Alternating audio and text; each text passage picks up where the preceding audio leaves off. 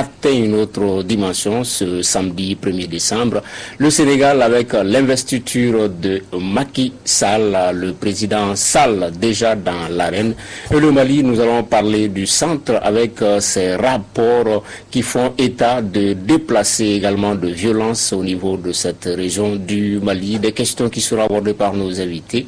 Adam Cham, journaliste, Alexis Calambri des Échos, Bruno Dito Segbedi de Mali Horizon et Maître Chekmar Gonaré, avocat. 50 ans après les événements de mai 1968, la France qui a encore rendez-vous avec l'histoire. Je vous le disais, ces manifestations sans précédent qui ont atteint notre dimension samedi, avec des services publics paralysés, des symboles de l'État vandalisés. Certains vont même jusqu'à demander la démission du président Emmanuel Macron. Un extrait de ces violences dans ce court élément.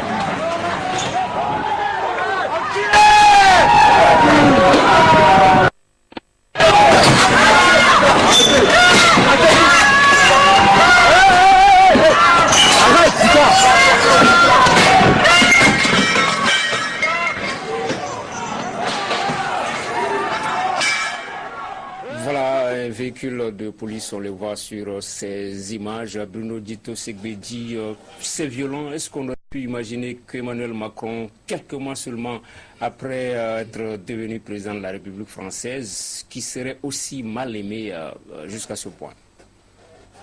Bon, on pourrait peut-être pas l'imaginer, mais ce n'est pas une trop grande surprise, enfin à mon avis, parce que le président Emmanuel Macron est venu dans un contexte de désaffection générale par rapport à la classe politique. L'opinion a été suffisamment déçue et donc on voyait en lui le nouvel homme, le prophète qui va mieux faire. C'est pourquoi on a senti que c'est véritablement une mise à la touche des étant très porteur avec des promesses fermes, avec un allègement fiscal, mais on a constaté que malgré cette revendication, malgré cette demande sociale assez forte pour qu'il y ait une baisse de la pression fiscale, ça ne se fait pas sentir. Ça, c'est d'un. De deux, les arrivées au pouvoir, quand il y a cette forme de rupture-là, avant que la mayonnaise ne prenne, il y a toujours des difficultés dans la gouvernance même. Ce qui a fait que le malaise social s'est installé et on ne devrait pas en arriver jusqu'à cette violence. Mais il y a un malaise, il y a un mécontentement. Maintenant,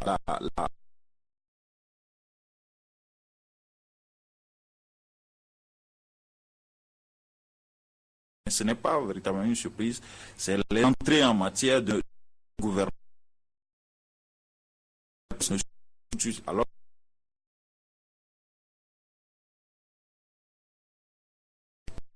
ce que j'aime, c'est que le peuple français est hostile à tout changement, mais il veut malgré tout pas possible dans un monde de plus en plus difficile.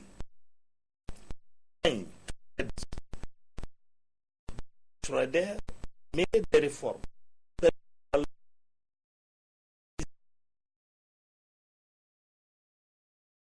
N'a rien fait de tel. Et les présidents qui se sont succédés à l'Élysée se sont contentés de reformettes. Ils se sont contentés de reculer chaque fois que le peuple a dit non. Et vaincre, exécuter effectivement les règles lesquelles il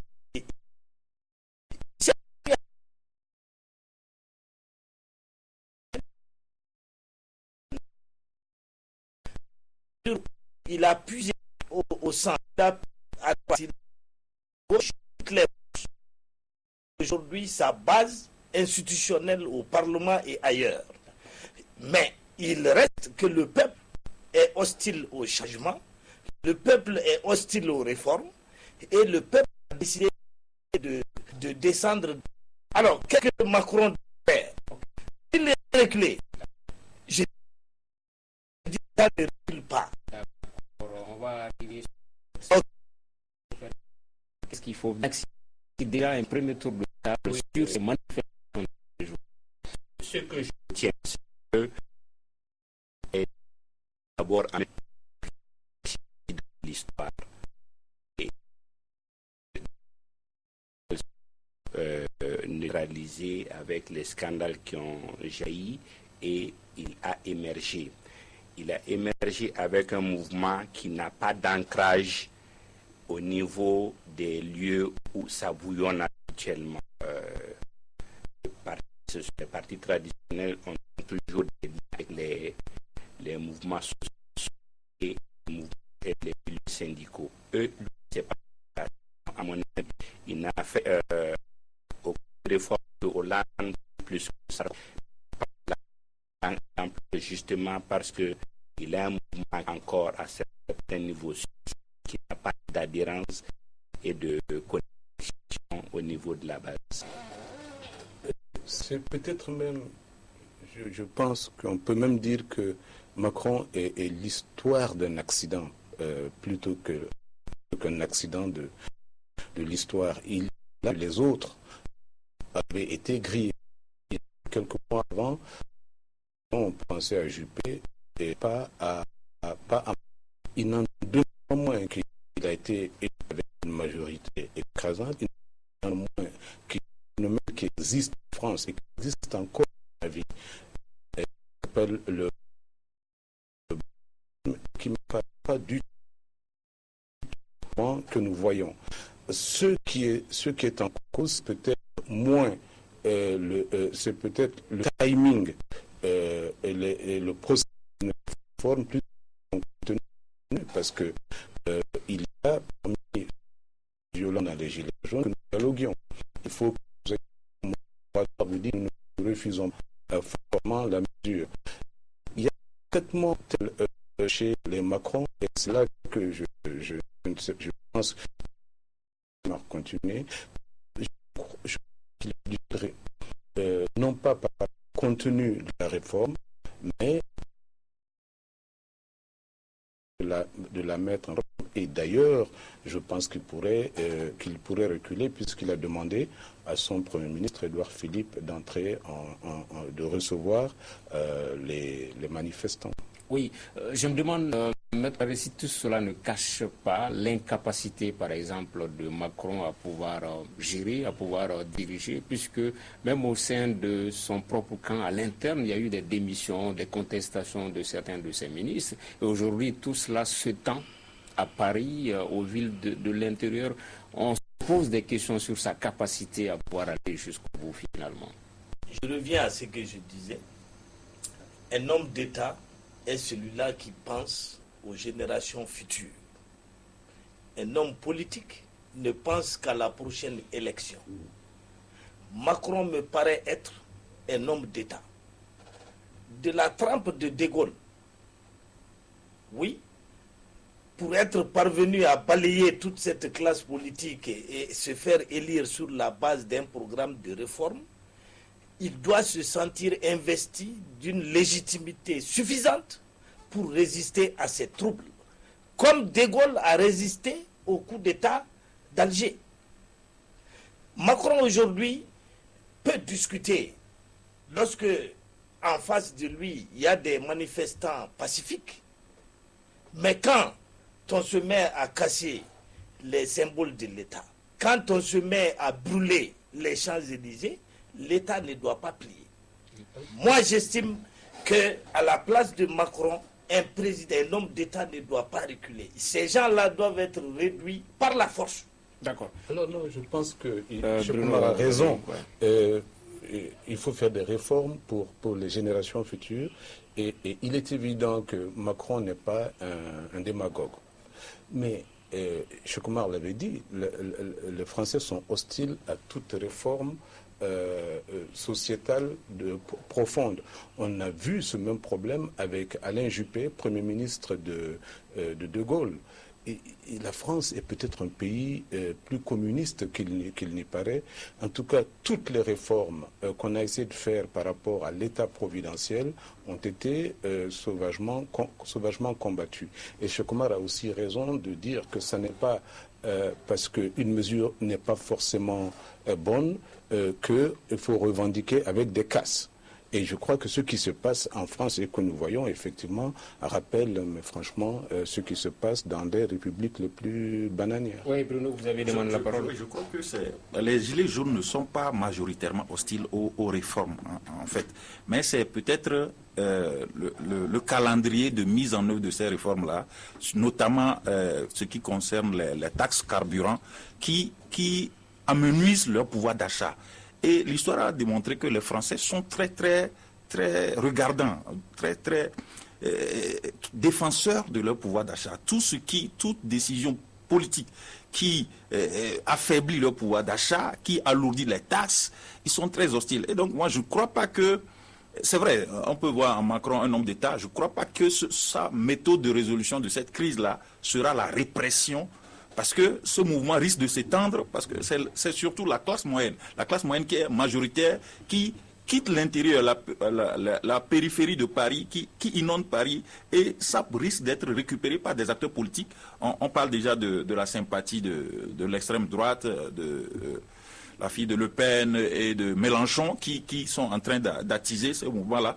Et demain, on annonce une réunion décisive à la primature, où le Premier ministre va rencontrer les acteurs politiques pour discuter. Donc je ne crois pas que ce sera la méthode forte de réprimer jusqu'à bout pour l'étouffer, mais ce sera le dialogue pour arriver à trouver un consensus de mise en œuvre de ces réformes-là. D'accord. Maître Konaré a parlé, Alexis Calambri, de Gaulle. Et peut-être ça nous rappelle également à ces événements de mai 68. Il semble y avoir de la similitude, puisqu'en 68, on entendait les étudiants scander 10 ans de De Gaulle, ça suffit. C'était la répression, mais on a vu De Gaulle a fini par être désavoué, il est parti. Est-ce que, en termes de perspective, on peut se dire qu'on va peut-être en arriver là, en France où on entend parler de référendum par rapport à ces questions-là, jusqu'où ce mouvement peut aller finalement? Non, c'est-à-dire il faut comprendre deux choses. C'est pas propre au peuple français. Toute réforme amène, disons, le fait de bousculer les gens dans leur confort, et ça fait du bruit. Regardez maintenant comment les gens au Mali se battent pour adhérer à l'assurance maladie, alors que ça a été combattu, et ceux qui l'ont combattu adhèrent. Rappelez-vous, au Mali, rien que pour peindre les taxis en jaune, les grèves qu'il y a eu, rien que pour déménager les gares routières derrière le fleuve. Donc les gens sont hostiles à tout changement qui intervient dans leur confort habituel. Mais aujourd'hui, les chefs d'État que les Français citent le plus, c'est De Gaulle et Mitterrand.